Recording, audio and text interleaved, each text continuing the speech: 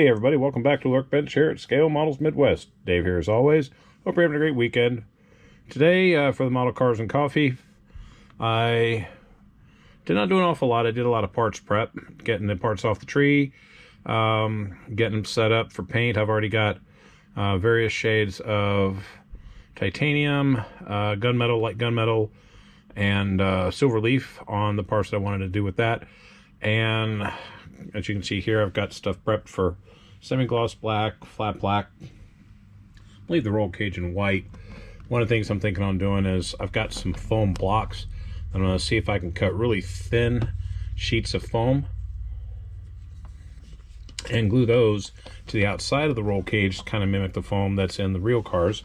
I also wanted to paint the body. The body for this Larson Camaro is already molded in red.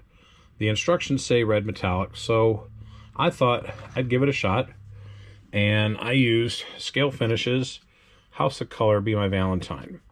As you can see, I used about a third of the bottle, and as you can see in the video, which is the only thing I've really recorded besides this, I've got about 5 coats on it.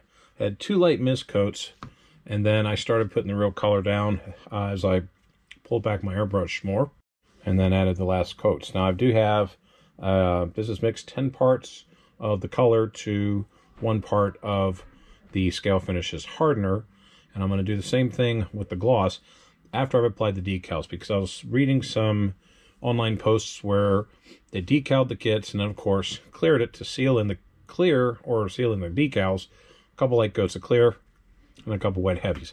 So I'm going to do that with this one. I just want to have a little bit of fun. But as you can see, the color laid down very well. Really liked it. The inside, still going to say gray, so I taped that up really well. And probably using Panaline accent to do that, but I mean, this is sharp. And I can't wait to get the decals on here, as well as the clear. But I'm going to let that sit for a couple of days, since I just laid down the color coats today. I'll give it a couple of days before I work on the decals. By then I'll have all these other parts painted and ready to start assembling. So that's all I've got for today. I hope you like it. Enjoy the video. I'm getting a lot better with the airbrush. Had a lot of fun with it. So a couple things when you're using airbrush, just make sure that you got a good respirator. What I have is this one here. I got this one from 3M.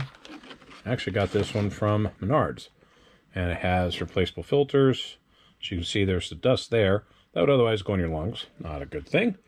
And I'll be replacing those here next couple of weeks, as I've got a couple more kits to airbrush, and then I'd rather have cleaner filters than not.